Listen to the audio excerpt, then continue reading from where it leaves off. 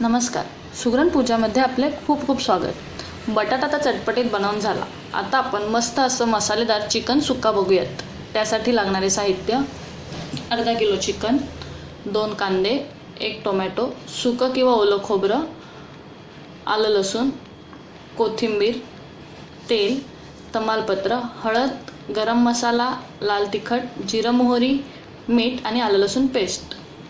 आता आपण आलं लसूण पेस्ट चिकनला लावून व्यवस्थित मॅरिनेट करून घेणार आहोत व आपण हे 8 ते 10 मिनिट मॅरिनेट होण्यासाठी ठेवणार आहोत.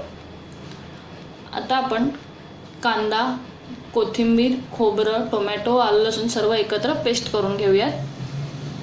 भांड्यामध्ये 3 ते 4 चमचे तेल घेऊन ते व्यवस्थित गरम होऊ देतो आहे व गरम झाल्यानंतर आपण त्यामध्ये जिरा आणि मोहरी टाकू व तमालपत्र टाकूयात.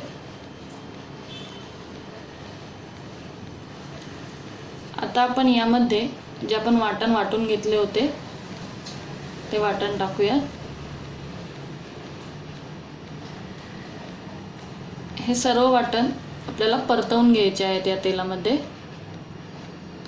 व एक 8 ते 10 मिनिट हे परतवत राहायचं आहे. एक 10 मिनिटानंतर हे असे वाटणाला मस्त तेल सुटते व आपलं वाटण व्यवस्थित परतवलं जातं. त्यामध्ये आता आपण मसाले टाकणार आहोत: हळद, लाल मिरची पावडर, गरम मसाला टाकून आपण व्यवस्थित परतवून घेऊयात. या मसाले टाकलेल्या वाटणामध्ये आता आपण जे मॅरिनेट करून ठेवलं होतं ते चिकन टाकूया. चिकन टाकून हे परत व्यवस्थित आपण परतवून घेणार आहोत. व्यवस्थित हा मसाला चिकनला लावून घ्यायचा आहे व एकजीव करायचा आहे.